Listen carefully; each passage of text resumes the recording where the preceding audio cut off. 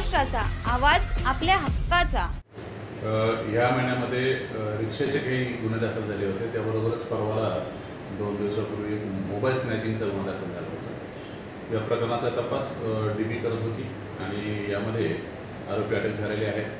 पहिल्या प्रकरणामध्ये रिक्षा चोरीमध्ये जमीर अब्दुल कादिर शेख उर्फ बकरी गुड्डू नावाचा पुण्याचा आरोपी आहे, कोंडव्यामधला राहणारा, त्याला अटक करण्यात आलेली आहे।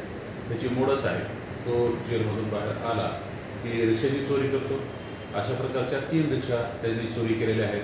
त्यापैकी आता आम्हाला 2 रिक्षा रिकवर झालेल्या आहेत आणि रिक्षा चोरीचा गुन्हा आमच्याकडचा 2 गुन्हे उघडकीला आलेले आहेत। त्याबरोबरच जो मोबाईल स्नॅचिंगचा प्रकार घडला होता त्यामध्ये अक्षय इंगोले, उमेश दरे आणि सचिन पाटील असे 3 आरोपी अटक झालेले आहेत। त्यांच्याकडनं मागच्या गुन्ह्यातला जो मोबाईल होता त्यांनी स्नॅच केलेला तो मोबाईलही मिळालेला आहे आणि त्याबरोबर इतर 3 मोबाईल मिळाले आहेत। त्यापैकी 2 गुन्हे दाखल आहेत, त्यापैकी एक आमच्याच पोलीस स्टेशनला आहे, म्हणजे आमच्या पोलिसचे 2 गुन्हे उघडकीला आलेले आहेत।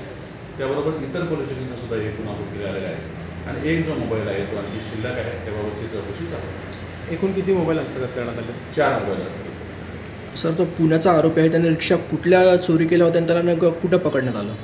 त्यांनी रिक्षा ह्या आपल्या साथीतून चोरी केलेल्या होत्या आणि सदर आरोपीला पुण्यावरून ताब्यात घेण्यात आलेला आहे।